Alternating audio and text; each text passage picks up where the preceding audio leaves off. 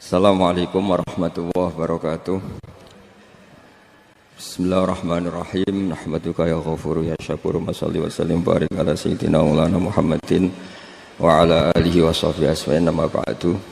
Kita tidak bosan-bosan cerita ini karena ini khazanah kita. Di kitab Nailul Ma'mul itu, di kitab Usul Fiqih, saya berkali-kali cerita ini karena ini untuk menunjukkan bahwa Quran itu liqaumi ya'qilun, liqaumi yatafakkarun. Ada seorang kiai, seorang ustadz, kiai dulu itu emang orang soleh, alim terus jadi kiai. Kalau kiai sekarang tuh macam-macam, nganggur terus ingin jadi kiai, terus daftar gitu. Ada lowongan di yayasan, masuk ingin jadi ustadz, karena dengar ada gajinya. Dulu tidak ada seperti itu, udah. Makanya dulu tuh kalau ustadz kiai pasti soleh karena dia alim terus ingin orang lain tuh mendapat ilmunya. Kalau sekarang nggak ada yayasan sehat, guru gajinya sekian. Yang nggak ingin jadi ustadz tuh daftar. Karena ada gaji. Apalagi ada kabar, ada gaji, ada mes, ada... Wah, yang daftar banyak ya. Tapi mentalnya ada kiai sebetulnya. Ya kalau sampean tanya itu baik dah Gus. Ya setengah baik. Ya maksudnya setengah baik, ya ada baik. Ngajar itu kan baik. Tapi setengah saja karena motifnya itu nyari gaji, bukan ingin mencerdaskan umatnya Rasulullah SAW. Itu Imam Amudi itu guru matematika. Saya nggak bosan-bosan cerita ini. Guru matematika. Muridnya sampai takut, ini masuk surga ndak? Kiai kok ndak ngajarin istighosa atau tahlil, malah ngajarin apa? Matematika. Beliau meninggal terus muridnya tanya, ma fa'alallahu bik, kira-kira gitu. Apa yang dilakukan Allah? Allah nyambut Anda gimana? Terus kata Imam Amudi, bagus saya disuruh ngajar malaikat. Karena malaikat kan tidak pernah kayak anak bagi gini ngaji gini. Malaikat itu tidak pernah ngaji, dia iman saja karena tahu surga, tahu neraka terus iman gitu aja. Jadi imannya malaikat itu enggak keren kita. Imannya loh. Loh itu yang ngendikan Nabi loh, tidak saya. Nabi pernah tanya sama sahabat, iman yang paling keren siapa? Jawabannya sahabat malaikat. Ya enggak, karuan malaikat iman. Dia yang tahu surga neraka, tahu segalanya, masa ada imannya, pasti iman lah katanya. Terus ya para sahabat engkau iman ya wajar kan menangi saya, nemuin saya. Yang hebat itu orang-orang yang tidak melihat saya, tidak saya didik tapi tetap iman. Karena dididik akal, ya tadi dididik Quran, apa dididik Quran. Sama siapa? Teks bahasa Arabnya masang. Terus Imam Amudi kata Allah, suruh dia ngajarin para malaikat cara menemukan saya.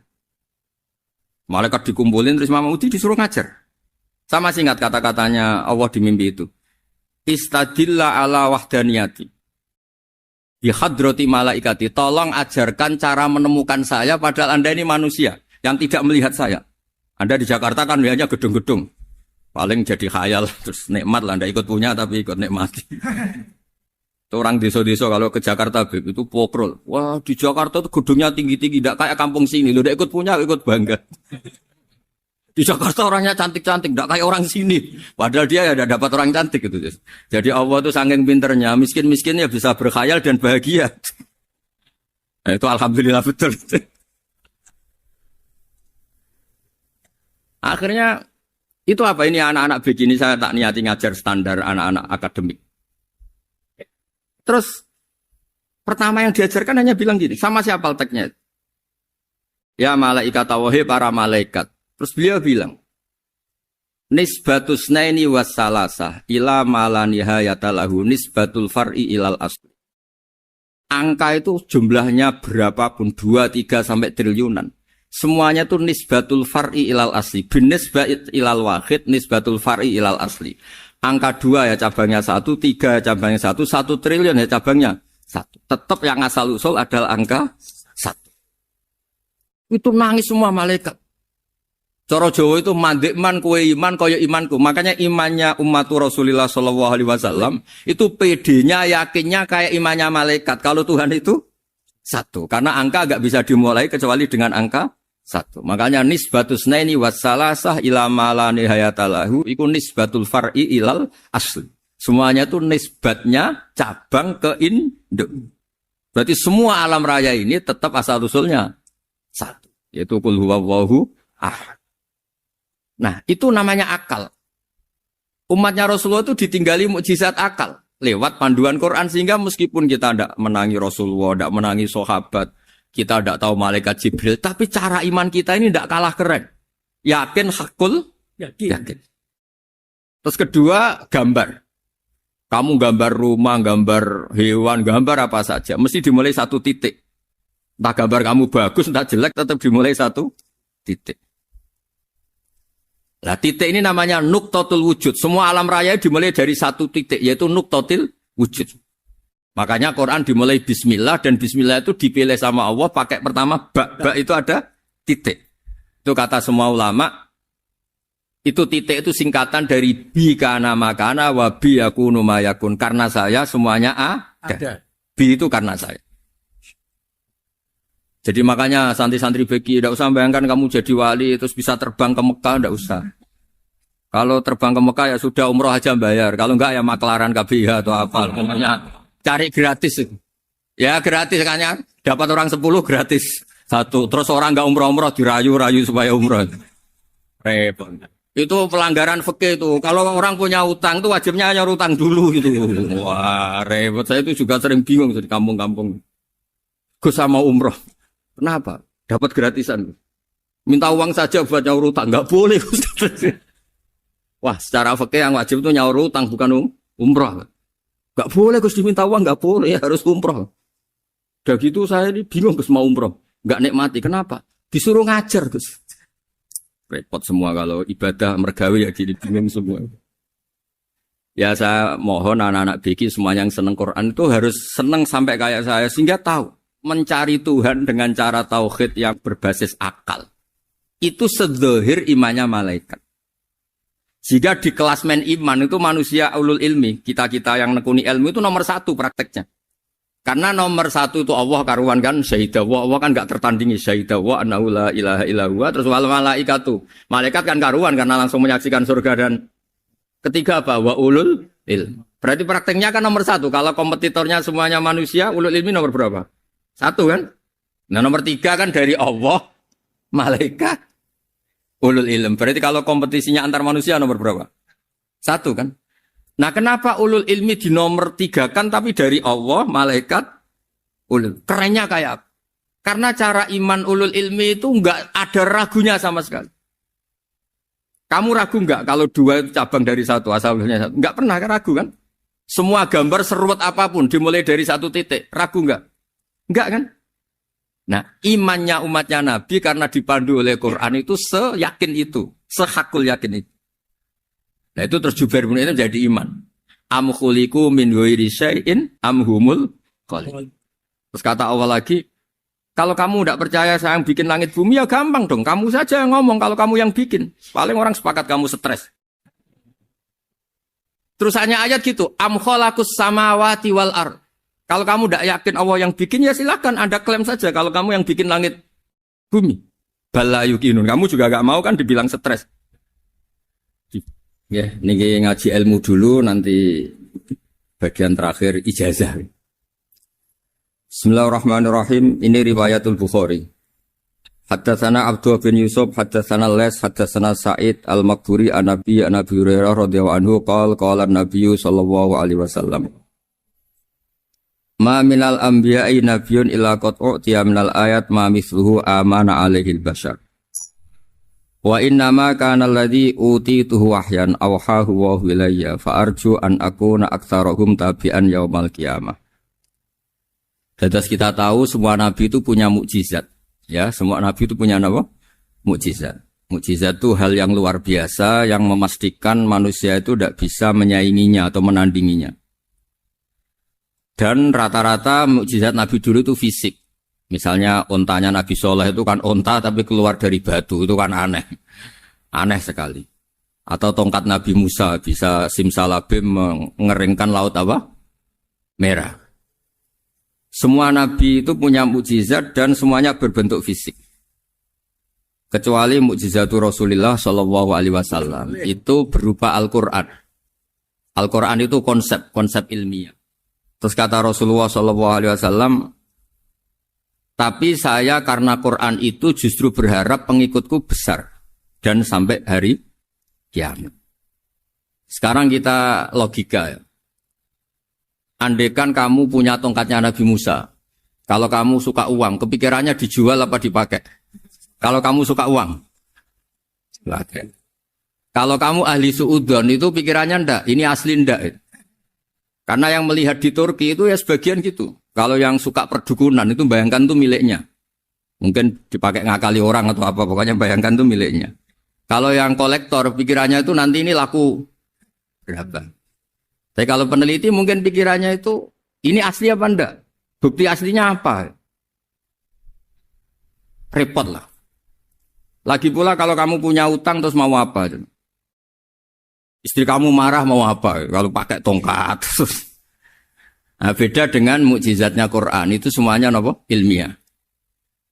Orang yang sedang harmonis dengan istri bisa pakai ayat di antara ayat-ayat Allah itu apa? Wa ja'ala bainakum mawaddatan. Nanti kalau ditakdir cerai, saya tidak menyarankan cerai. Kalau ditakdir cerai, itu masih dimotivasi sama Allah. Wa iya tafarraqa yughnillahu kullam min sa'ati. Jika suami istri itu cerai, jangan-jangan suaminya dapat istri lebih baik, istrinya nanti dapat suami lebih baik. Jadi yang masa lalunya ada keprahara. Kan banyak orang suaminya meninggal ketika nikah lagi ditanya, kangen sama suami pertama, alhamdulillah ini lebih baik. Padahal suaminya yang meninggal itu berharap istrinya ini kangen. Ternyata dia sudah syukur dapat suami yang lebih baik. Jadi Quran itu menunggui kita. Ila yaumil qiyamah. Kita tidak bunuh diri. Itu ya barokahnya Quran. Karena problem apapun kita dinasihati apa sabar. Apa dinasihati sabar. Kan nggak mungkin kamu pegang tongkatnya Nabi Musa, punya masalah apa saja ngelihat tongkat. Bisa apa tongkat? Tapi kalau Quran kan nasihat, solusi. Makanya Nabi berharap dengan Quran ini, saya berharap pengaruh saya, pengikut saya terbanyak ila yaumil qiyamah. Terus beliau dikomentari begini sama, ini Fathul Bari, sarahnya Bukhari. Al-muradu anna mu'jizatil anbiya inqaradat binqiradi a'sorihim. Falam yushahidha illa man hadaraha. Problem mukjizat nabi-nabi dulu itu kan fisik. Sehingga yang tahu kalau Nabi Soleh punya unta yang ajaib, itu yang tahu ya hanya yang hadir saat itu. Yang tahu kalau tongkat Nabi Musa bertuah, itu juga yang tahu hanya yang hadir saat itu. Selebihnya tahu tongkat ya di museum. Tapi kalau Quran menjadi solusi, menjadi panduan, menjadi pegangan itu ila yaumil qiyamah. Kita beri contoh ya Quran panduan yang paling gampang misalnya begini. Dulu ini cerita ya. Dulu itu ada orang kafir cerdas namanya Jubair bin Mut'im. Itu saking pinternya dia, pinter juga tokoh. Itu sebagai delegasi pembebasan Asra Badrin. Jadi tawanan-tawanan perang Badar itu mulai dulu ya ada negosiasi mau dibebaskan. Terus orang-orang kafir ini menugaskan namanya Jubair bin siapa? Mut'im. Ini ada di Bukhari. Karena ini ngaji di Jakarta. Kalau orang nggak tahu hadis juga tanya ini sahih enggak gitu. Wong nggak tahu kok tanya itu aneh. Padahal kalau dibodoni itu ya nggak tahu. Tapi ya tetap tanya hadisnya ini sahih enggak. Ini kata kiai apa kata nabi ini ya. Memangnya kata nabi kamu dengar kan ya lewat kiai. Memang. Setelah itu Jubair itu datang ke Medina. Dengerin, datang ke mana? Madinah. Kemudian dengar Nabi baca Wattur pas sholat maghrib. Jubair karena Nabi dulu gak ada hotel, gak ada pondok ya. Pondoknya Nabi hanya sufah itu. Nabi baca maghrib, bukan diskusi, bukan debat. Baca Wattur wa kitabim mastur firrokim mansur wal baitil ma'mur wasaqufil marfu wal bakhril masjur. Terus itu. Kemudian sampai pada titik ayat am khuliqu min ghairi syai'in. Masa manusia atau alam raya yang maujudat, yang nyata, yang wujud nyata. Kemudian asal-usulnya itu ketiadaan. Ini kan hadhil alam maujud. Alam ini kan nyata. Masa sesuatu yang nyata, penciptanya itu tidak nyata. Jadi gak mungkin ada faham nihilisme. Kalau faham nihilisme berarti melahirkan teori begini. Al-adamu yakhluqu maujudan. Sesuatu yang tidak ada, menciptakan yang... Itu kan akal gak bisa nerima. Kalau sesuatu ini ada, penciptanya pasti ada. Terus Akhirnya Jubair bin Mut'im itu simpuh di depan Rasulullah terus bilang, "Ya Muhammad, kada qalbi ayatir." Hampir saja hati saya terbang. Kalau riwayatnya Imam Ahmad, faka'anna masudi aqalbi, hati saya dihancur. Semua teori yang saya bawa untuk ngelawan kamu sekarang luluh semua, hancur semua. Yang benar adalah teori Anda bahwa Tuhan itu satu dan Tuhan itu ada sebelum semua makhluk. Coba kalau Nabi Muhammad ada Jubair bin Mut'im terus menyembunyikan tongkat dekat mihrab, terus dilihat ini apa? Paling pikirannya ini dari kayu apa? Terus yang bentuk tongkat itu tukang pemahatnya siapa? Kok kurang keren kalau di Blitur gimana ya? Kan malah panjang. Kira-kira kalau mukjizat itu dari tongkat itu malah panjang. Panjang lah pokoknya panjang. Lagi pula kamu coba kan nggak ngarah mandi, itu yang mandi kan nabinya bukan tongkatnya. Coba tongkatnya Nabi Musa coba anak-anak beki itu. Dipakai mukul kucing aja tidak mesti mati itu. Jadi nggak jelas mukjizat-mukjizat seperti itu nggak. Tapi kalau Quran menunggui sampai saking hebatnya Quran, teori rasionalitas kampanye di mana-mana. Tingkat validitas, tingkat kebenaran Quran itu bahkan bisa diuji tanpa membuktikan. Tanpa apa? Cukup pakai akal. Ya terus saya teruskan. Fala yamurru terus al-murad anna mu'jizatil anbiya in qaradat binqidari a'sam wa mu'jizatul Qur'an mustamirratun ila yaumil qiyamah. Wa kharquhu lil adat fi uslubihi wa balaghatihi wa ikhbarihi bil maghibat. Terus kata ini yang ngarang Fathul Bari sarahnya Imam Bukhari. Fala yamurru asrun minal a'sar illa wa yadharu fihi syai'un mimma akhbaru bi annahu sayakun yadullu ala sihhati da'wahu. Wa hadza aqwal muhtamilat.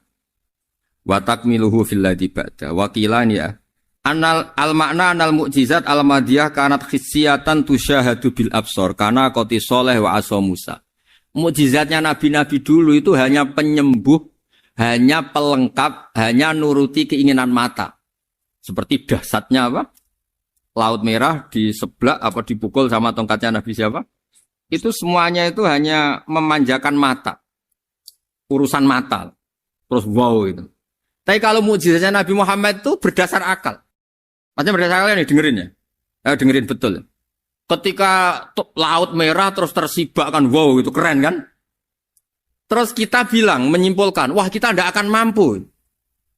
Itu bodoh sekali kesimpulan kita tidak akan mampu. Meskipun bikin nyamuk Anda juga tidak mampu. Loh untuk memutuskan tidak mampu saja kok sampai pertunjukan seperti itu tuh laopo, cek goblok gitu. Nah kalau kita karena umat yang pinter untuk memaksa kita nggak mampu, Allah bilang Inna wa la yastahi ayadriba mathalam ma ba'ud. Kita melihat nyamuk langsung berkesimpulan tidak mampu. Saya berkali-kali cerita nyamuk itu sudah kecil, masih punya urat, uratnya kayak apa? Masih punya kuman, kumannya seberapa? Ya enggak? Nyamuk itu kecil, punya organ tubuhnya punya urat. Itu kalau kamu pinter, antara tongkatnya Nabi Musa menyibak Laut Merah sama nyamuk itu sama-sama berkesimpulan melahirkan satu faham bahwa kita tidak mampu. Loh, untuk memaksa tidak mampu saja kok menuju pertunjukan ada onta keluar dari batu. Nakotu soleh, ada tongkat yang bisa mengeringkan laut. Cik goblok ya.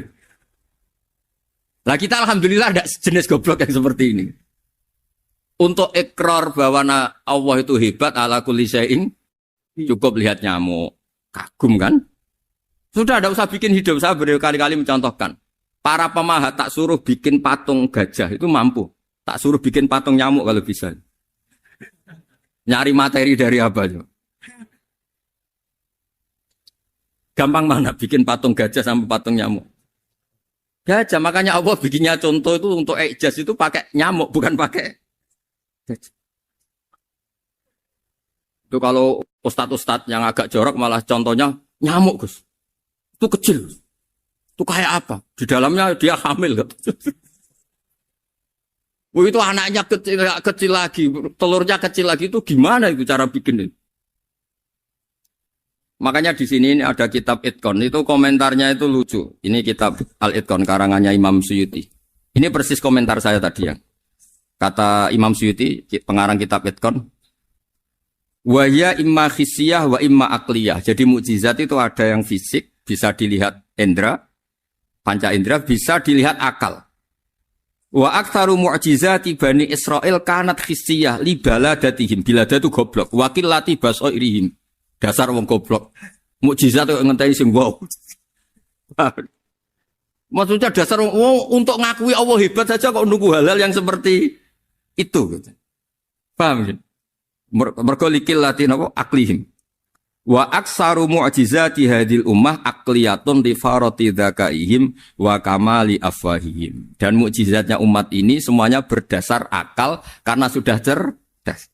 Jadi andaikan kita melihat tongkatnya Nabi Musa menyibak Laut Merah dengan melihat nyamuk, kesimpulan kita sama. Sama-sama wow, sama-sama keren, sama-sama memastikan kita tidak mampu. Makanya terus Quran menerangkan wa ma min dabatin fil ardi wala ta'iri yatiru bi janahihi illa umamun amsalukum. Jadi keseharian kita lihat burung kok terbang. Itu sudah ayatun min ayatillah. Paham nggih? Dados niki kudu bangga ditunggoni napa Quran, nggih ditunggoni napa Quran. Wa mu'jizatul Quran tusyahadu bil basirah fayakunu mayattabi'u li ajlihi aksar. Terus li annal ladzi yusyahadu bi aini ra'si yang qaridu bingkiradi musyahidi. Sesuatu yang tampilan dahsyatnya itu disaksikan mata, maka itu bisa habis. Era tongkat Nabi Musa seperti itu habis enggak? Bisa mengeringkan Laut Merah habis kan? Tapi era mukjizatnya Quran ila yaumil qiyamah. Ya contoh sosial, saya kembali lagi ke sosial. Kamu punya teman awet atau punya istri awet, itu konsepnya ya wal kadhiminal ghaidh, agak gampang tersinggung. Coba kalau kamu setiap tersinggung putus, setiap tersinggung habis, kamu tidak punya teman, tidak punya istri. Sampai kita awet seperti ini, kalau kecewa ya wal kadhiminal ghaidh, ngempet. Termasuk saya ini, biasanya ngaji khusus terus baca gini ya kecewa. Tapi barokahnya diwarai Quran wal kadhiminal ghaidh, ngempet Gus, ngempet. Terus kecewa sama teman, kenapa tidak putus? Karena wal afina Aninna sudah kalau kecewa maafkan. Coba kalau kita kecewa presiden, dia mau kecewa menteri, dia mau kecewa orang tua minggat. Ya kalau dicari, kalau tidak kan malu.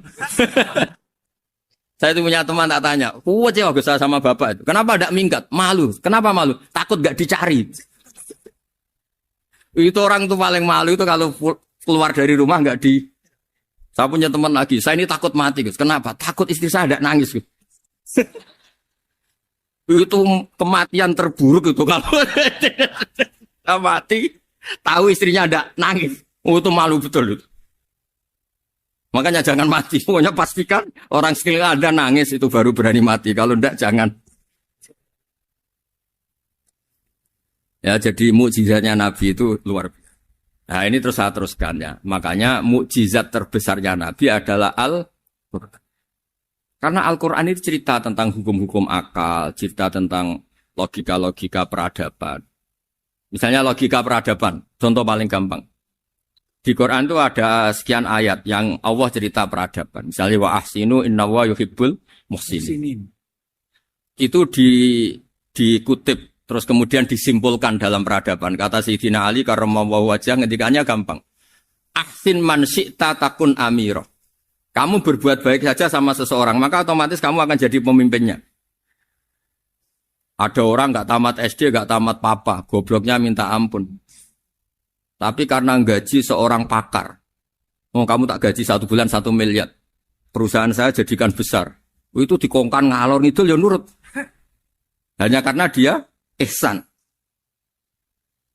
Terus wastaghni amman syi'ta takun nadhira. Saya ulang lagi. Wastaghni amman syi'ta takun nadhira. Dan kamu jangan butuh orang lain, siapapun dia, maka kamu akan setara. Misalnya ada menteri orang antri mau salim, tapi kamu tidak butuh kan tenang saja. Tapi kalau kamu butuh, habis kamu. Ya kan? Kamu tidak butuh seseorang, maka kamu posisinya akan setara. Kamu harus sopan karena punya utang jasa. Kalau nggak punya apa-apa kan setar. Ya enggak? Misalnya kamu jajar rektor atau jajar menteri, jajar apa saja. Kalau kamu tidak punya utang kan, kamu jajar menteri tidak punya utang. Sama jajar satpam tapi punya utang, takut mana?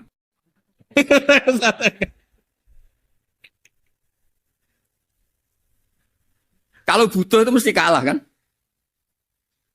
Ada pejabat misalnya nggak begitu cantik sama perempuan cantik yang kamu butuh ingin dicintai, takut mak.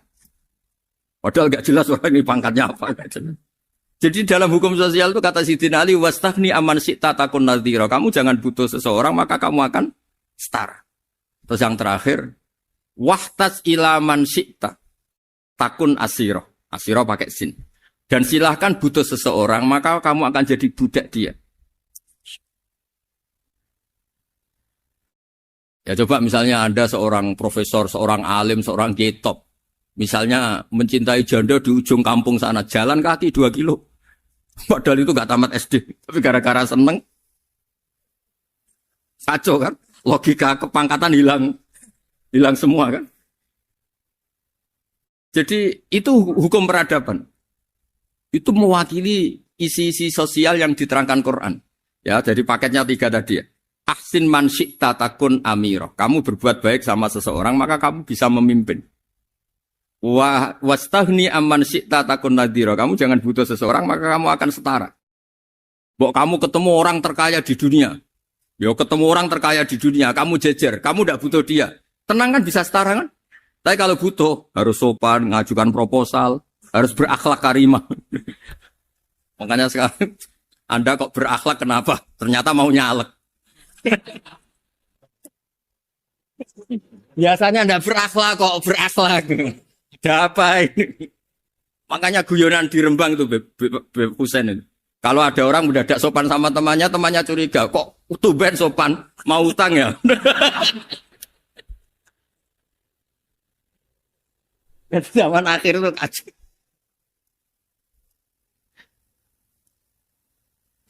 Ya di semua daerah gitu ya sama Pak Rektor ya. Kalau ada teman biasanya nggak sopan kok sopan, itu temannya curiga. Ini Pak Rektor UI ikut kaji. Kok tumben sopan, ada apa ya? Karena di mana-mana orang butuh itu pasti beretika. Kamu punya teman paling berdua. Kalau mau utang berakhlak gak? Atau misalnya kamu punya adik cantik terus punya teman berdua. Kalau cinta adik kamu berakhlak gak? Biasanya nggak sama sekali gak berakhlak. Gara-gara butuh menjadi berakhlak. Ya jadi hukum sosial itu ya kuncinya 3 tadi. Ahsin man syi'ta takun amira. Wastahni amman syi'ta takun nadhira. Terus wahtas ila man syi'ta takun asira. Kalau kamu butuh seseorang pasti kamu dibikin hina. Asir itu tawanan. Nah, Quran itu bicara sosial itu lengkap. Dan itu yang nunggui kita. Kita punya tetangga yang kurang baik, ya seneng. Punya tetangga baik, ya seneng. Kata Imam Syafi'i, saya berkali-kali cerita. Kok seneng semua Imam Syafi'i? Ya bagus lah. Kalau yang seneng saya enak lah. Dijak jagongan, dijak ngopi enak. Yang gak seneng saya, gak ngarah utang. Uang itu nak, kamu punya tetangga gak seneng kamu. Aman kan? Aman. Gak akan pinjem uang kan, pinjem mobil. Uang gak seneng kok. Makanya Imam Syafi'i itu kalau ngedikan luar Syafi'i, diceritain orang. Ya Aba Abdillah bagiannya. Ya Aba Abdillah orang itu gak seneng kau. Bagus lah. Loh kenapa bagus? Waman asa'a ilaika faqad atlaqaka. Orang yang enggak seneng kamu maka membebaskan kamu. Enggak akan pinjam uang, pinjam mobil, enggak akan ganggu waktu kamu kan enggak seneng. Justru yang seneng-senengi masalah pinjam terus. Imam Syafi'i itu orang yang anggap dunia itu selesai. Ada yang cerita, ya Aba Abdillah, orang yang tadi cium tangan engkau, yang hormat engkau di luar maki-maki engkau, ngerasain engkau, ngata-ngatain engkau. Ya bagus lah.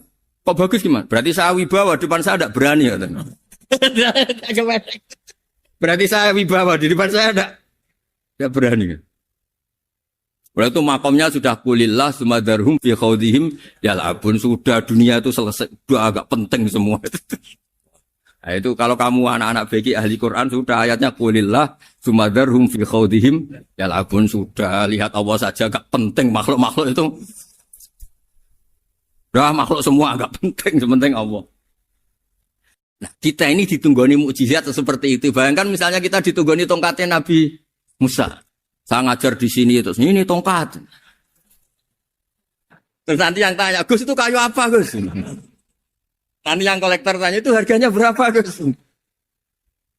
Ruwet apa? Terus yang ahli suudon itu asli gak Gus? Wah. Yang ahli suudon kan mesti tanyanya gitu, itu asli enggak Gus? Repot-repot pokoknya. Tapi kalau Quran kan jelas. Suatu saat ada perdebatan antara Abul Hasan al-Asy'ari. Abul Hasan al-Asy'ari ini tokoh ahli sunnah paling populer dalam ilmu logika. Dia mengatakan orang menemukan Tuhan itu harus lewat logika yang cermat. Tidak boleh taklid, hanya ikut-ikutan. Dia harus menemukan satu argumentasi bahwa Tuhan atau pencipta langit itu ada. Kemudian ada satu problem di mana orang-orang kampung atau orang-orang yang lugu atau orang-orang awam itu tidak bisa ilmu logika, ilmu mantek kalau dalam bahasa pesantren. Kata Abul Hasan al-Asy'ari, itu masih mungkin. Alhasil para ulama ini meneliti ke orang-orang yang lugu, yang di kampung, yang petani, yang lugu sekali. Apa yang mereka temukan? Ternyata mereka punya cara logikanya sendiri untuk menemukan Tuhan, Sang Pencipta. Pernah suatu saat ada seorang petani lugu, biasa menggembala unta, ditanya, Bima araf tarubak, lalu kamu yang petani ini yang hanya ngurusi sawah, ngurusi ladang, dengan cara apa kamu tahu kalau Tuhan itu ada? Si petani tadi marah besar dan dia mengatakan, Al-ba'ratu tadullu alal ba'ir wa asharul aqdam yadullu alal masir. Kata petani tadi, yang namanya ada kotoran unta, pasti ada untanya. Yang namanya ada jejak kaki, pasti ada yang barusan lewat. Artinya kalau ada makhluk, pasti ada pencipta. Ini logika awam yang mudah. Kita tidak mungkin mengatakan bumi ini pencipta, mengatakan matahari pencipta. Kelihatan sekali kebendaannya, kelihatan sekali bahwa bumi matahari tidak punya ikhtiar, tidak punya kekuatan. Kelihatan sekali sifat-sifat kemakhlukannya. Jika benda-benda ini karuan makhluk, pasti menunjukkan bahwa ada penciptanya, ada khalik. Bismillahirrahmanirrahim. Alhamdulillahirabbil alamin wassalatu wassalamu ala asyrafil mursalin sayyidina Maulana Muhammadin wa ala alihi washabihi ajmain amma ba'du. Berikut sebagai mukaddimah bahwa Profesor Zaini Dahlan berkeinginan UII punya tafsir dan terjemah sendiri. Lewat proses yang panjang dan melibatkan tim, di antaranya saya, terbitlah tafsir versi UII juga terjemah versi UII. Di antara ciri khas terjemahan UII adalah bahwa bahasa Arab yang tentu mengandung kesusastraan Arab, balaghah, kemudian ditransfer untuk pembaca Indonesia. Sehingga di antara ciri khas terjemahan UII adalah dengan rasa Indonesia dan tentu tidak merubah makna.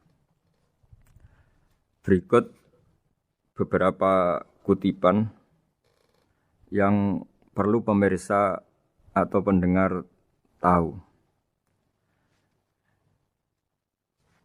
Al-Quran adalah satu kitab suci yang diturunkan kepada Nabi besar Muhammad SAW. Dan di antara ciri Al-Quran adalah menjelaskan kebenaran secara jelas, secara gamblang. Sebagaimana firman Allah, bahwa Rasul adalah Rasulun minallah yatlu suhufam mutahharah. Rasulullah diutus oleh Allah Subhanahu wa taala ketika penduduk Makkah sangat-sangat jauh dari kebenaran. Mereka adalah penyembah berhala yang dikira sebagai Tuhan dan jumlahnya Tuhan-Tuhan itu banyak sekali. Suatu saat Rasulullah mendakwahkan bahwa Tuhan itu satu dan harus satu. Tapi kata mereka, kenapa Muhammad menjadikan Tuhan satu? Padahal urusan kita banyak, problem kita banyak. Harusnya Tuhan itu juga banyak. Ini yang diceritakan dalam surat Shad, Aja'alal alihata ilaha wahida inna hadza lasyai'un ujab. Bagaimana mungkin urusan kita yang banyak, yang harusnya butuh Tuhan banyak, kemudian menjadi hanya Tuhan satu. Lalu Rasulullah dengan sabar, dengan telaten memberi penjelasan. Dan ini yang disebut al-bayyinah, penjelasan yang sangat jelas, sangat gamblang, sangat rasional. Kata Rasulullah dalam sebuah hadis yang diriwayatkan dalam Musnad Ahmad, tagnya begini. Orang-orang yang menyembah selain Allah, itu ibarat kama sali rojulin istaro abdan min kholisi malih biwarikin au dhahabin. Faja'ala ya'malu, mereka mau bekerja tapi wayu'ti hullatahu ila ghairi sayyidi. Fa'ayyukum sarruhu ayyakuna abduhu kadzalik. Nabi lalu kemudian bikin analogi. Wahai masyarakat Mekah, bagaimana kalau Anda ini jadi seorang pembantu atau seorang budak lalu punya majikan banyak.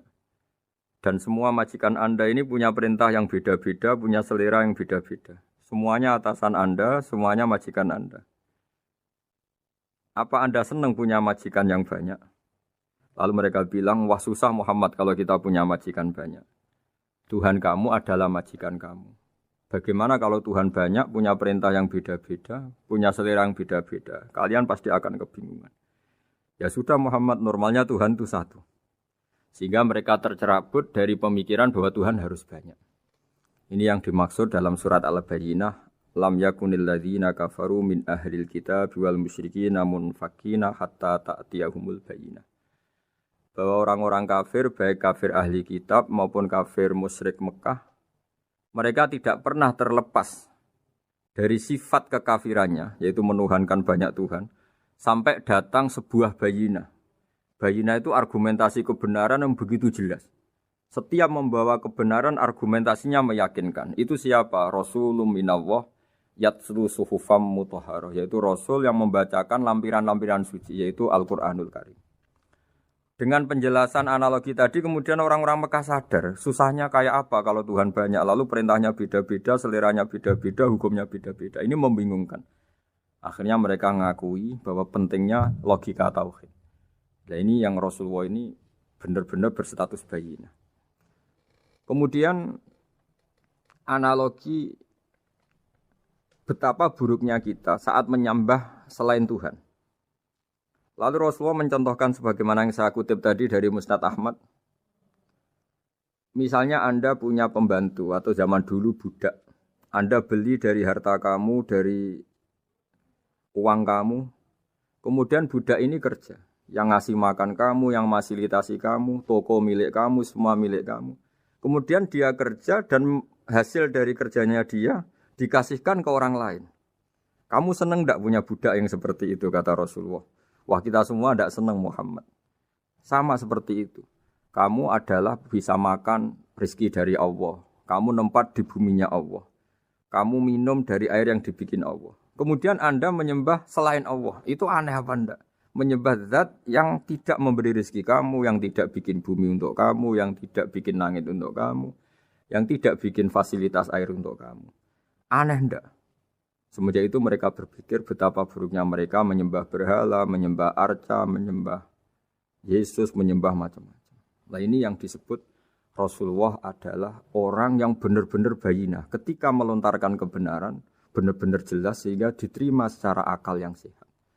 Karena semua akal yang sehat akan menerima agama ini disebut fitratallahi fatarna salihah. Bahwa agama ini agama fitrah. Orang yang normal, yang cara berpikir normal pasti menerima agama ini. Nah, UII dengan terjemahan ini dan dengan tafsir ini ingin memberi penjelasan simbol-simbol yang ada di beberapa surat. Di antara lagi yang di bab muamalat. Betapa Rasulullah itu punya logika yang benar-benar mudah diterima.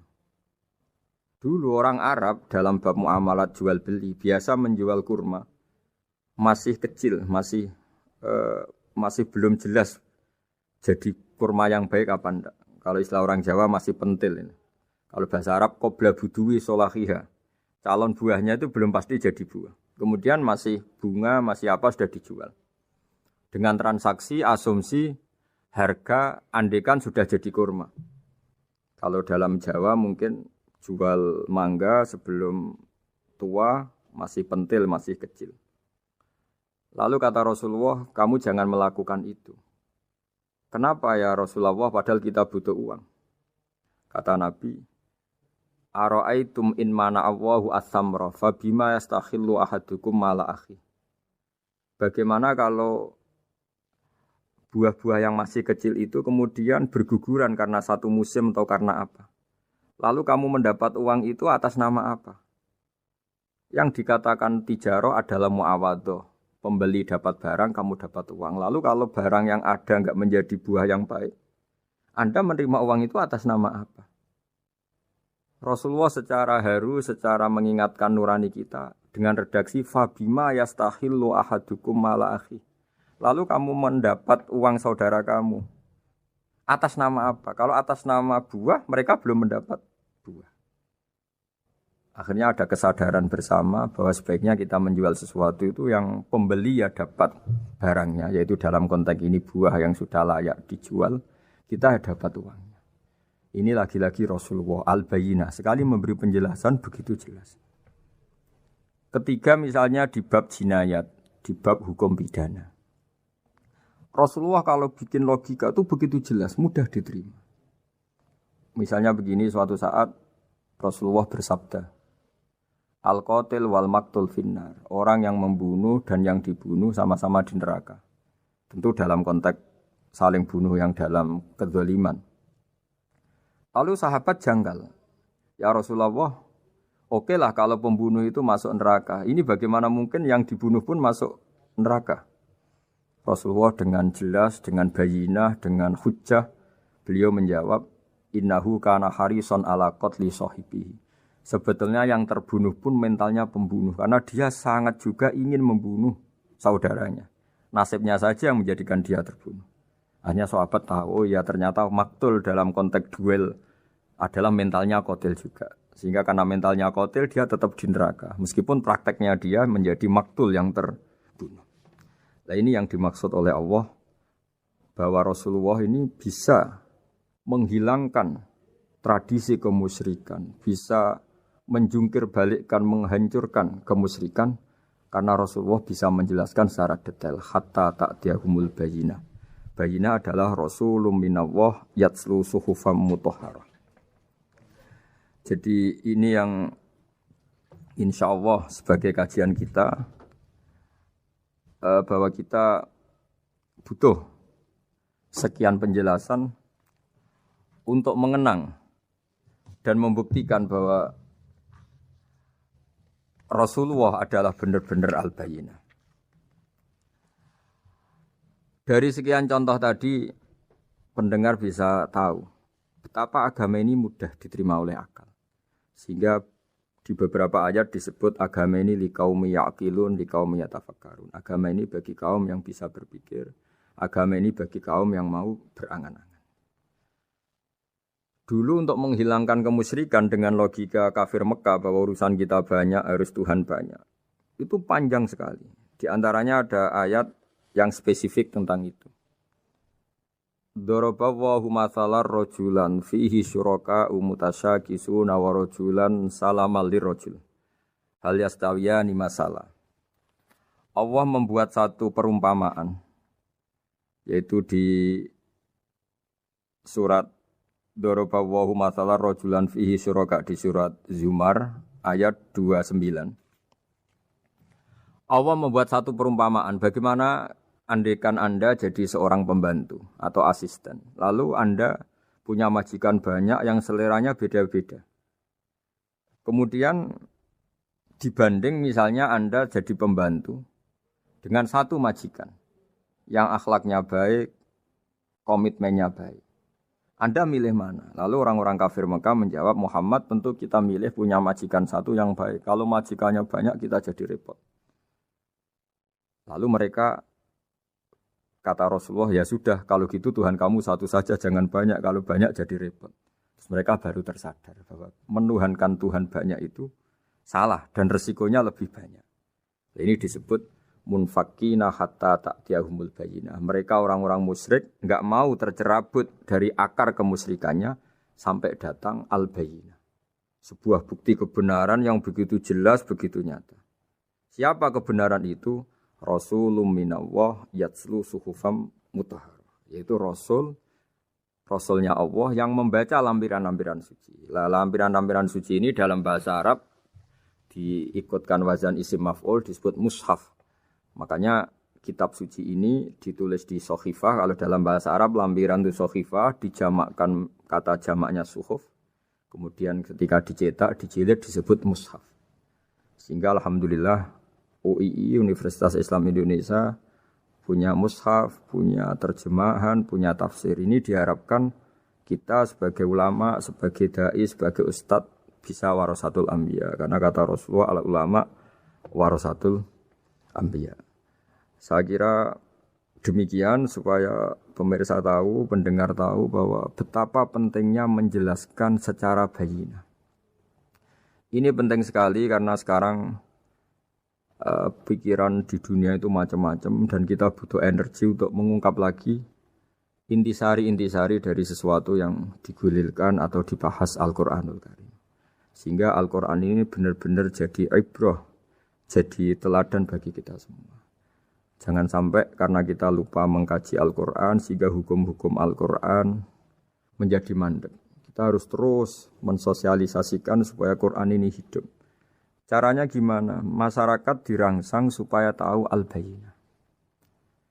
Contoh yang terakhir sebelum menutup perjumpaan kali ini, misalnya dulu orang kafir Mekah itu janggal.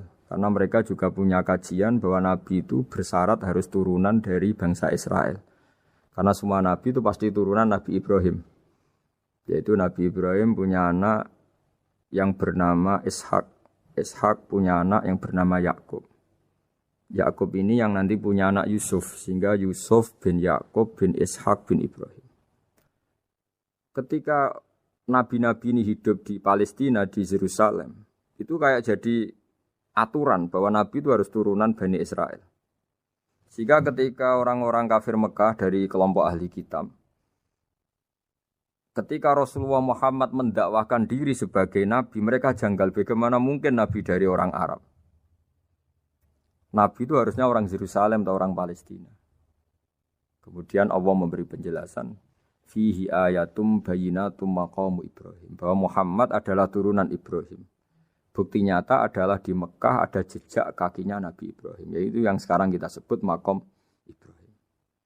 Setelah dilacak-lacak ternyata mbah-mbahnya Rasulullah atau nenek moyang atau leluhur Rasulullah bernama Adnan. Adnan ini kata sejarah-sejarah disepakati wa adnanu bila raibin intadzabil ulumin nasabiyah ila dzabihi Ismail nisbatuhu wa muntama, bahwa Adnan ini tertulis secara sejarah lengkap bahwa dia turunan dari Nabi Ismail. Ismail adalah anak dari Nabi Ibrahim. Kemudian makom Ibrahim ini juga dibuktikan sekian sejarah bahwa Ibrahim pernah di situ. Yaitu ketika Hajar, ibu dari Ismail, kesulitan nyari air, lalu lalang lari antara Safa dan Marwah, kemudian kita kenang sekarang bernama Sa'i. Kemudian dekat Ka'bah ada namanya Hijir Ismail, karena dulu jadi kamarnya Nabi Ismail. Hijir, hujrah itu kamar atau ruang khusus untuk Nabi Ismail. Sehingga jelas sekali bahwa Ibrahim, Ismail, Hajar pernah hidup di Mekah. Lalu lagi-lagi orang kafir Mekah yang dari kelompok ahli kitab sadar bahwa Muhammad jadi Nabi layak karena dia juga turunan dari Ibrahim alaihis salam. Ini yang disebut fihi ayatum bayyinatum maqamu Ibrahim, bahwa di kawasan Mekah, kawasan Bakkah atau kawasan Hijaz jelas sekali ada jejak-jejak Nabi Ibrahim. Lagi-lagi ini bayyinah. Nah, bayyinah ini yang bisa menghilangkan sifat kemusyrikan, sifat kekufuran, karena lewat penjelasan yang panjang ini kemudian benar-benar diketahui bahwa Muhammad jadi Nabi itu sah. Karena dari segi dakwahnya benar, perilakunya benar, hujahnya benar. Sekarang dari segi nasab juga benar karena beliau termasuk keturunan dari Nabi Ibrahim alaihissalam lewat jalur Ismail. Ini penting kita ketahui dan perlu kita kaji supaya istilah-istilah di Al-Quran kita tahu. Makanya banyak istilah di Al-Quran misalnya wattaba'tu millata abai, kita ngikuti agama leluhur kami. Di situ disebut ada Ibrahim, ada Ishak, ada Ismail, ada Yakub. Kenapa demikian pendengar? Bahwa karena agama ini butuh tradisi. Dan tradisi ini menjadi komunitas sosial. Sehingga ketika tradisi ini sudah mantap, insya Allah lewat kebenaran agama ini akan menyingkirkan kemusyrikan. Contoh paling mudah begini, Nabi itu melarang orang menyembah batu. Tapi kemudian dalam tradisi Islam sendiri ada orang sholat kemudian sujud. Yang secara zahir sujud itu mencium batu atau mencium masjid tempat kita sujud. Apalagi kita mencium Hajar Aswad. Secara kasat mata seakan-akan kita ini menghormati betul Hajar Aswad. Sehingga orang kafir mencibir. Muhammad itu aneh. Dia melarang kita menyembah batu tapi dia sendiri mencium Hajar Aswad seperti itu. Dia sendiri menyembah batu. Orang kalau sujud seakan-akan seperti itu. Tapi lewat penjelasan Nabi bahwa kita sujud hanya kepada Allah. Kita kalau sujud baca sajadah wajhililladzi khalaqahu wa sawwarahu wa syaqqa sam'ahu wa basarahu bihaulihi wa quwwati fatabarakallahu ahsanul khaliqin. Wajah kami sujud kepada zat yang menciptakan wajah kami, yang mengasihi kita pendengaran, yang mengasihi kita pandangan. Hanya Allah saja yang ahsanul khaliqin, hanya Allah saja zat yang paling baik dalam penciptaan. Ini penting sekali saya katakan bahwa sehingga sujud kita yang seperti itu adalah simbol tawadhu. Tidak ada kaitannya dengan kita ini menyembah batu. Sehingga kita tradisikan ke anak-anak saat sujud baca subhana rabbiyal a'la wa bihamdi. Kita ajarkan mereka bahwa semua selain Allah adalah ciptaan Allah.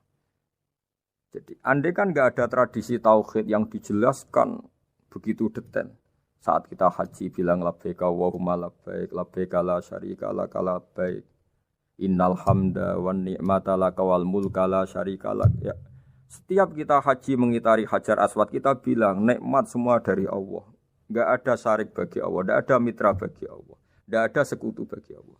Sehingga karena ini kita maklumatkan, kita kumandangkan. Meskipun umat Islam itu mencium Ka'bah, mencium Hajar Aswad, enggak akan disalahpahami ini bentuk penuhanan kepada Hajar Aswad atau kepada Ka'bah. Karena kita ungkapkan innal hamda wan ni'mata laka wal mulka la syarika lak. Enggak ada syirik, enggak ada mitra bagi Allah. Sehingga dari sekian talbiyahnya Rasulullah kita tahu ini bentuk pemaklumatan tauhid. Bahwa tauhid harus dikumandangkan lewat kalimat-kalimat thayyibah, lewat pemikiran-pemikiran logika hujjah bahwa Tuhan pasti satu dan yang jadi Tuhan hanya Allah Subhanahu wa taala. Karena andekan ini tidak dikumandangkan, kemudian ada ritual yang secara lahir kasat mata nyium Hajar Aswad, nanti seperti tuduhannya orang kafir bahwa Islam itu aneh melarang menyembah batu, tapi nyatanya ada ritual mencium batu. Sebab itu tidak menjadi aneh ketika Imam Bukhari termasuk rawi besar, termasuk hadis sahih yang meriwayatkan Sayyidina Umar atau Umar radhiyallahu anhu. Itu setiap mencium Hajar Aswad beliau berkomentar, saya tahu betul kamu hanya batu. La tadurru wa la tanfa. Tidak memberi madarat, tidak memberi manfaat. Kalau saja saya tidak melihat Rasulullah mencium kamu, maka saya tidak mau mencium kamu. Dulu di era itu ada momentumnya. Kenapa sih Umar radhiyallahu anhu atau sahabat Umar susah-susah memberi penjelasan seperti itu? Karena dulu masih ada salah paham bahwa mencium batu itu identik dengan misalnya menuhankan batu atau mendewa-dewakan batu. Sehingga Umar berutuh memberi penjelasan. Sayyidina Umar memberi begitu penjelasan detail bahwa kamu hanya batu yang tidak mandoroti, tidak manfaat. Tapi secara tradisi sunnah Rasul kamu dicium, ya saya ikut. Ini penting sekali penjelasan-penjelasan seperti ini, maklumat-maklumat seperti labbaik Allahumma labbaik, sehingga semua ritual Muslim tidak disangka atau tidak disalahpahami sebagai pemuja materi. Lagi-lagi penjelasan yang detail ini disebut al-bayyinah. Rasulun minallah yatslu suhufam mutahharah. Kemudian ayat berikutnya disebut fiha kutubun qayyimah, bahwa dalam kitab suci Al-Qur'an itu banyak aturan-aturan atau catatan-catatan yang begitu lurus, begitu benar. Nah, tentu karena kita ini orang Indonesia yang kalau mengakses langsung bahasa Arab mungkin kita masalah. Sehingga alhamdulillah Universitas Islam Indonesia menerbitkan seri terjemah juga seri tafsir, dan sekarang dibantu lewat acara ini kita berusaha atau membantu para pendengar untuk lebih memahami lebih jauh. Sahabat Indonesia yang kami hormati, berikut kita mulai kajian tafsir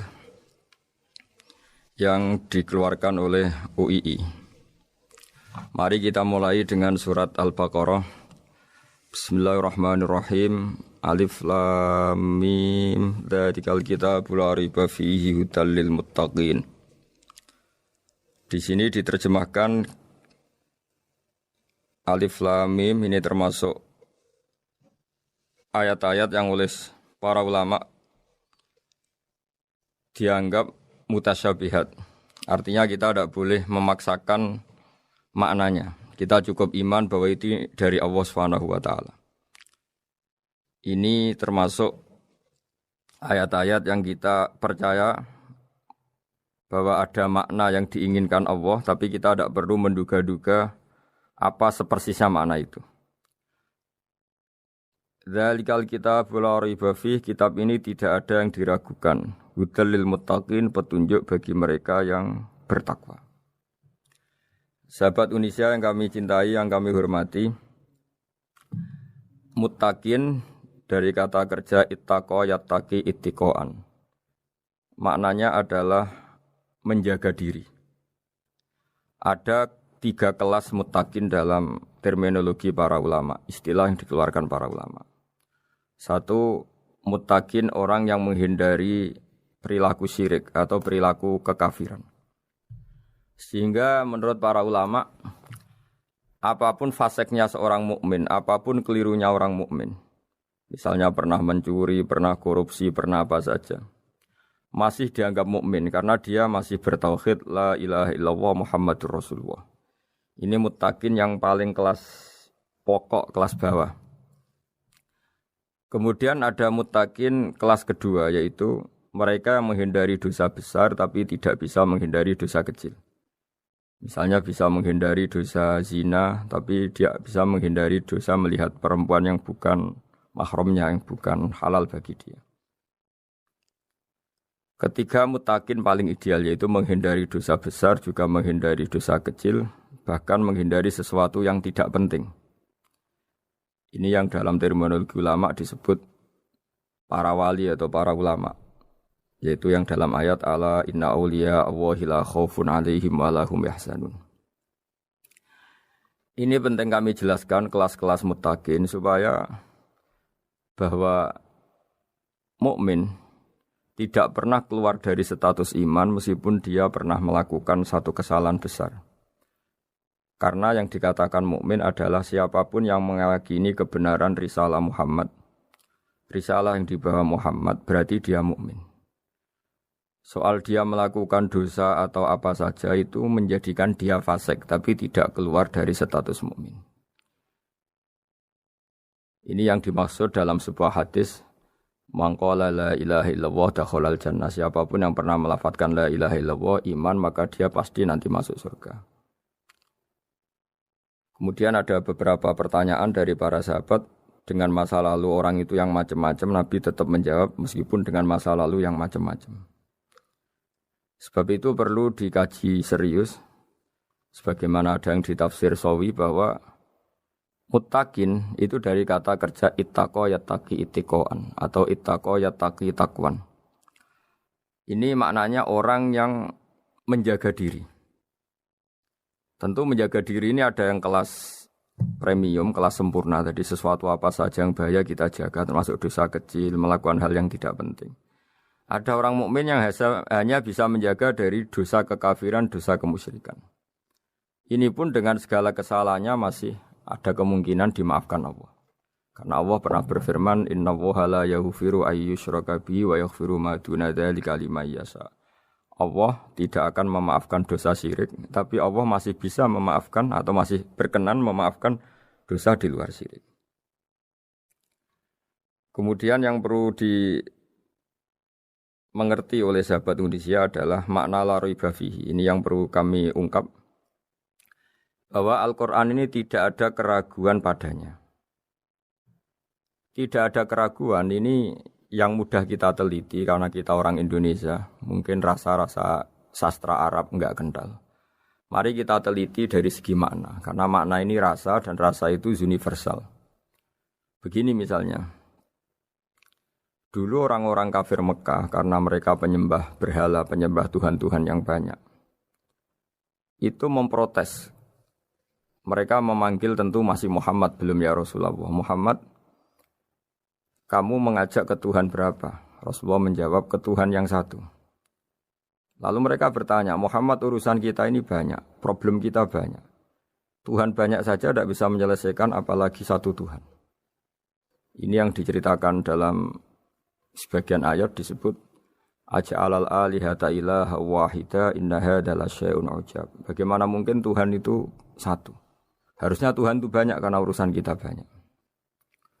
Lalu Rasulullah dengan bimbingan Tuhan, bimbingan Allah mendatangi mereka, kemudian Nabi menjelaskan, Tuhan itu adalah ketua kalian, Tuhan itu adalah pimpinan kalian. Bagaimana kalau Anda jadi pembantu kemudian punya majikan banyak, punya penguasa banyak, punya tuan banyak. Kemudian semua tuan-tuan Anda ini memerintahkan Anda dengan perintah yang beda-beda. Apa kalian mau punya majikan atau pimpinan yang banyak? Mereka menjawab tidak, Muhammad. Terus mereka akhirnya sadar bahwa problem Tuhan banyak itu tentu lebih sulit, lebih problem. Karena nanti perintahnya beda-beda, keinginannya beda-beda. Mereka akhirnya tersadarkan bahwa sebaiknya atau seharusnya memang Tuhan itu satu. Jadi Rasulullah SAW menjelaskan logika bertauhid itu dengan sekian variasi, dengan sekian logika. Kemudian Nabi kedua juga menjelaskan logika kompetisi. Kata Nabi yang karena bimbingan Allah diberi satu pengertian. Andai kan Tuhan itu 2 atau 3, kemudian berebut dalam tahta arsy atau tahta yang di alam raya ini. Sebagaimana lazimnya para penguasa. Maka pasti ada yang menang, ada yang kalah. Dan yang kalah tentu gak layak sebagai Tuhan. Ini yang disebut wala ala ba'duhum ala ba'd. Tentu kalau Tuhan itu banyak, mereka akan berkompetisi, akan bertarung. Dan pasti pemenangnya ya satu, karena memang layak jadi Tuhan tetap satu. Sadarlah bahwa orang-orang kafir Quraisy, orang-orang kafir saat itu sadar pentingnya bertauhid. Ketiga, Nabi juga menjelaskan tauhid secara ilmu logika. Begini para pendengar. Kalau dalam teori ilmu tauhid yang agak jelimet dijelaskan begini. Jika ada 2 Tuhan, maka alam raya ini enggak menjadi alam. Logikanya adalah 2 Tuhan ini bisa kamu katakan sama-sama kuat. Ketika sama-sama kuat kemudian ingin menciptakan langit. Yang satu ingin menciptakan bumi, yang satu menolak menciptakan bumi misalnya. Atau yang satu ingin menciptakan langit, yang satu menolak ingin menciptakan langit. Kemudian ternyata bumi ini terbukti wujud. Logika awam adalah yang berhasil menciptakan bumi berarti Tuhan. Yang gagal atau kudrohnya gagal, kemampuannya gagal tidak bisa menciptakan bumi, gagal menjadi Tuhan. Ini logika awam. Logika ini pun kita terima. Tapi kalau menurut logika ahli tauhid, ahli pakar-pakar logika, cara berpandangan begini. Ketika Anda mengatakan ada 2 Tuhan yang sama-sama kuat, kemudian terbukti yang satu mampu menciptakan bumi, yang satu tidak. Bahasa Anda mengatakan sama-sama kuat ini sudah batal dari awalnya karena terbukti bahasa Anda salah, sama-sama kuat ternyata yang satu tidak mampu. Sehingga dalam pikiran orang-orang ahli tauhid mengatakan membayangkan Tuhan saja itu enggak kebayang karena turunan kata ini pasti selalu salah. Karena tadi misalnya dikatakan andai kan ada 2 Tuhan, kemudian yang satu mampu menciptakan bumi, yang satu tidak. Padahal Anda tadi bilang sama-sama kuat, ternyata terbukti yang satu tidak kuat. Berarti kata Anda sama-sama kuat ini salah. Ini pula yang diajarkan Rasulullah lewat bimbingan Allah, lewat wahyunya yang disebut Lau kana fihi ma alihatun illallahu la fasadata. Karena kalau ada 2 Tuhan pasti kamu sifati sama-sama kuat. Ternyata sifat sama-sama kuat ini batal demi hukum karena ternyata yang satu tidak mampu menciptakan bumi. Atau kamu sifati 2 Tuhan ini sama-sama lemah. Itu tidak mungkin lagi karena ternyata bumi ini terbukti wujud. Pasti penciptanya ini tidak yang sangat kuasa. Jadi logika-logika tauhid sedemikian dibangun oleh Rasulullah lewat bimbingan Allah Subhanahu wa taala. Logika keempat supaya kita iman dan tambah kuat imannya adalah logika yang mudah dicerna oleh kebanyakan orang atau yang bisa diindra. Begini misalnya dalam sebuah ayat di surat Al-Kahfi, kemudian di awal surat Al-Ahqaf, kemudian di sebagian surat At-Tur, ada penjelasan begini. Ketika Rasulullah mengajak manusia menyembah Allah, kemudian orang-orang kafir tanya, lalu Tuhan kamu siapa Muhammad? Tuhan saya adalah Allah menciptakan langit bumi. Terus mereka berandai-andai, ada Lata, ada Uzza, ada Manat, ada Hubal. Itu Tuhan-Tuhan kami. Terus Rasulullah bertanya, apakah Tuhan-Tuhan yang kamu sembah itu memberi kontribusi saat langit dan bumi diciptakan? Mereka menjawab, tidak Muhammad, itu Tuhan-Tuhan yang kami bikin. Begitu juga asumsi tentang Tuhan-Tuhan yang lain. Apakah Isa ikut menciptakan bumi atau menciptakan langit? Tentu jawabannya tidak. Karena Isa lahir di bumi, orang tahu tanggal lahirnya, tahu tahunnya, dan sebelum ada Isa juga sudah ada bumi. Sehingga untuk menetapkan tauhid, berkali-kali Quran tanya, Amman khalaqas samawati wal ardo, siapa sih yang menciptakan langit bumi? Siapa sih yang menurunkan air dari langit? Siapa yang mengatur ini, itu. Akhirnya mereka menjawab, itu semua Allah Muhammad. Begitu juga kemungkinan setan misalnya. Setan itu fisik atau makhluk atau apa saja yang tidak kita lihat. Kemudian setan itu lewat rayuannya, lewat tipu dayanya ingin disembah. Kata Allah menjelaskan ini, ma asyadduhum khalqas samawati wal ardi wala khalqa anfusihim. Kamu tidak perlu takut sama setan atau apalagi menuhankan setan. Setan itu tidak yang punya reputasi menciptakan langit dan bumi. Bahkan setan tidak bisa menciptakan dirinya sendiri.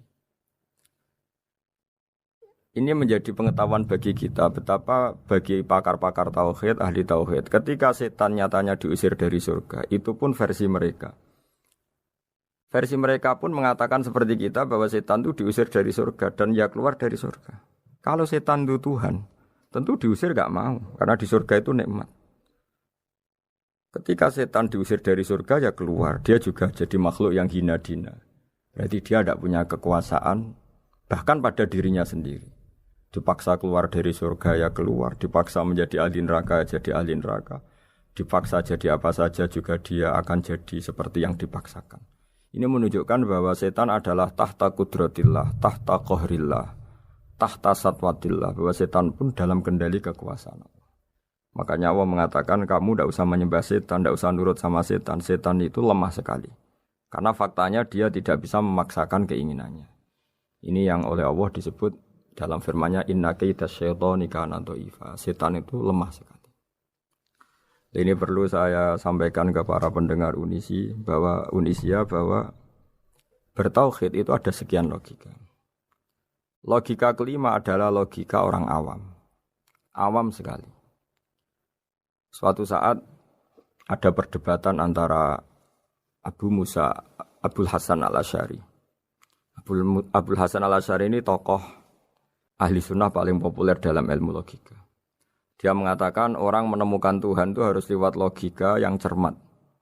Tidak boleh taklid, hanya ikut-ikutan. Dia harus menemukan satu argumentasi bahwa Tuhan atau pencipta langit itu ada.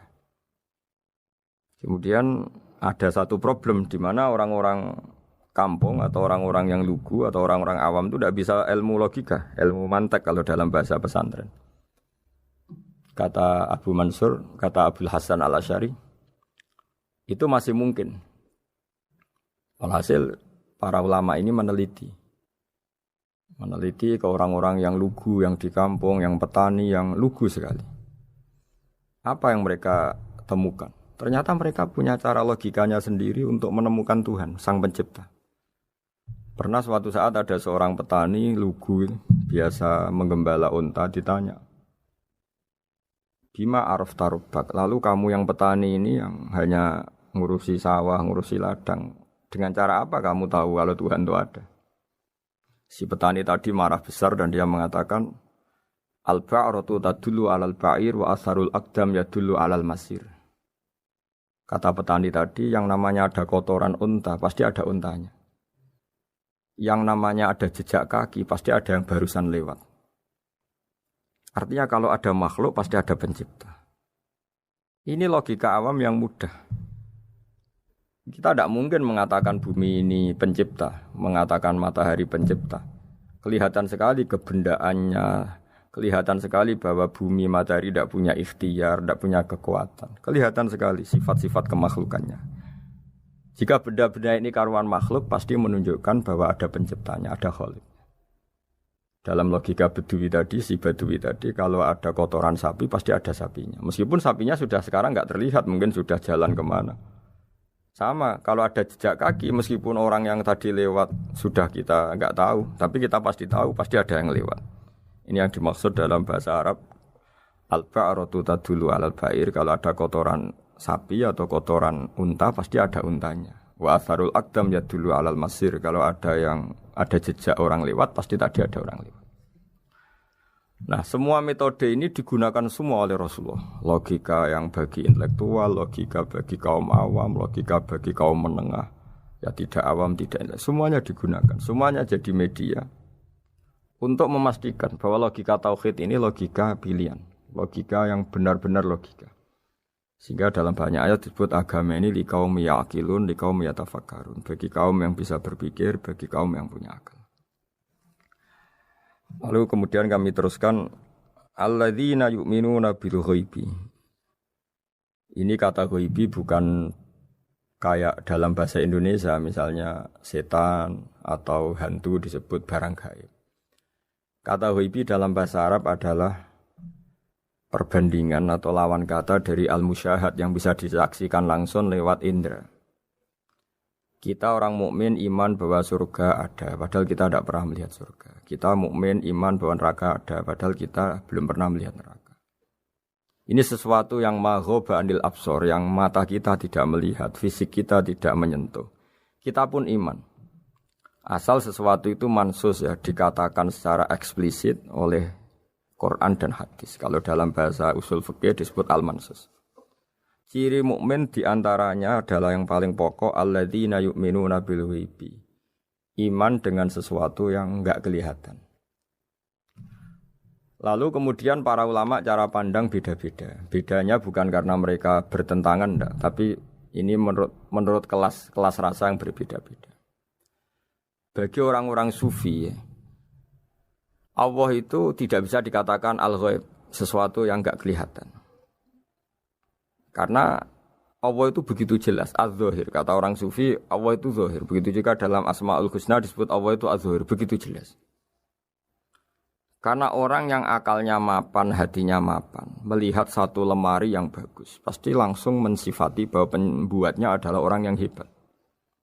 Orang yang melihat mobil mewah atau pesawat yang canggih, pasti kepikiran pertama adalah pasti pembuatnya canggih. Sehingga eksistensi pembuat pesawat itu adalah orang hebat, itu langsung tertanam ketika melihat pesawat itu hebat. Bagaimana mungkin seseorang ragu akan kehebatan pembuat pesawat ketika melihat detail-detail pesawat? Pasti langsung kepikiran kalau pembuatnya itu hebat. Memutuskan bahwa pembuat pesawat hebat itu tidak harus ketemu yang membuat, juga tidak harus melihat. Tapi akal kita pasti meyakini pembuatnya itu hebat. Berarti keputusan menyimpulkan bahwa pembuatnya hebat adalah az-zahir begitu jelas. Begitu juga langit dan bumi, matahari semuanya tertata rapi. Air dengan fungsi manfaat yang sebegitu hebat. Oksigen, semua tanaman, buah-buahan. Meskipun kita tidak pernah melihat Tuhan, tapi akal kita, nurani kita pasti berkeyakinan dan tahu betul pasti pembuatnya itu zat yang super hebat. Super bijaksana. Sehingga dalam kategori ini Allah tidak bisa dikatakan sesuatu yang enggak tersentuh, yang enggak terjangkau. Allah itu az-zahir begitu jelas. Sehingga di antara Asmaul Husna disebut az-zahir. Sebab itu saya menganjurkan atau saya punya saran bahwa alladzina yu'minuna bil ghaibi itu contoh paling mudah itu kayak surga, kayak neraka. Kalau Allah sendiri itu az-zahir, mudah diketahui. Karena tadi orang yang melihat pesawat canggih pasti saat itu juga berkeyakinan dan itu pasti benar, pasti pembuatnya juga canggih. Nah, di sini disebut alam raya ini ayat, semuanya itu bukti kekuasaan Allah. Dalam syair-syair orang sufi masyhur sekali itu wa fi kulli syai'in lahu ayatun yadullu ala annahul wahidu. Setiap sesuatu kejadian di alam raya adalah bukti keesaan Allah, bukti eksistensi Allah Subhanahu wa taala. Sehingga dalam satu kisah normalnya orang itu paling tahu itu dengan dirinya sendiri. Karena dia adalah dia. Tapi kalau Imam Sibawai seorang pakar nahwu mengatakan a'raful ma'arif Allah. Di alam raya ini yang paling mudah dikenali itu ya Allah, pencipta. Karena andai kan kita sendirian di hutan, kemudian kita mulai punya akal. Kita mungkin tidak tahu diri kita ini siapa. Tapi setidaknya kita langsung menyimpulkan bahwa kita tidak bisa menciptakan diri kita sendiri. Ketika kita berkesimpulan tidak bisa menciptakan diri kita sendiri, pasti kita terus berkesimpulan ada di luar kita yang menciptakan kita. Nah, sebab itu kenapa sifat mencipta ini yang pertama kali dikenalkan oleh Allah kepada nabinya untuk dikenalkan kepada umatnya. Yaitu disebut Iqra bismi rabbikal ladzi khalaq. Muhammad, bacalah dengan nama Tuhanmu. Sifat Tuhan yang paling mudah dikenali oleh siapapun adalah sifat pencipta. Karena ketika seseorang yakin dia lahir sudah ada bumi, dia lahir sudah ada langit, dia pasti akan tahu bahwa dia ada penciptanya. Sehingga paling mudah mensifati Allah atau mensifati Tuhan adalah bismi rabbikal ladzi khalaq. Terus kemudian di antara ciri orang baik adalah wa yuqimunas shalat. Kemudian beriman kepada yang gaib, menegakkan salat. Kata menegakkan adalah dari kata menjaga aturan-aturan atau sesuai aturan-aturan salat. Kita tahu dalam salat ini ada beberapa syarat yang harus dipenuhi. Misalnya harus wudu, harus suci di tempat yang suci. Terus ada syarat-syarat dalam internal salat, dia harus baca Fatihah, harus tumakninah, macam-macam. Itu eksistensi definisi salat.